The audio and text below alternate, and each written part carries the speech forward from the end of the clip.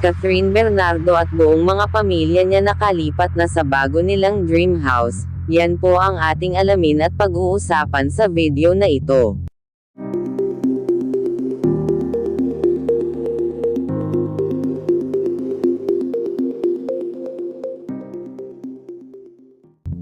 Catherine Bernardo fans kung nasaan ang idolo nila sa pinost nitong mga larawan, video sa kanyang Instagram story nitong Huwebes.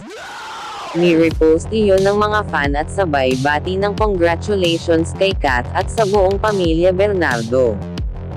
Kahit walang binanggit na location ay alam ng mga fani na nasa bago na niyang bahay na si Catherine. Pinasilip nga ni Kath sa netizens ang kanyang newly built dream house in Rizal.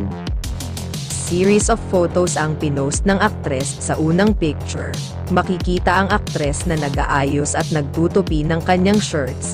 Then next photo ay kasama naman ni Kath ang ate Kay niya at mga kaibigan na may hawak na wine glass. May pinost din na larawan ang ex-girlfriend ni Daniel Padilla na nakaupo sa hagdan with her ate and friends. In this house you have several seating options, caption ng Asia's phenomenal superstar sa IG story post niya. Samantala, noong February 2 pa ang huling post ni Kath tungkol sa kanilang bahay.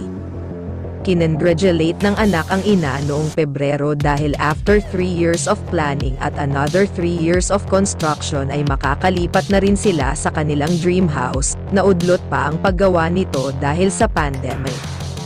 Kung hindi mababago ang plano ay mukhang sa bagong bahay na magpapasko ang pamilya Bernardo. Congratulations Catherine, sa kanyang parents Mommy Min at Daddy Teddy, sisters Tin and Kay and brother niyang si Kevin. Kaya hanggang dito na lang po muli mga kapatid ang ating mixing update. Maraming salamat po sa inyong patuloy na panonood at suporta.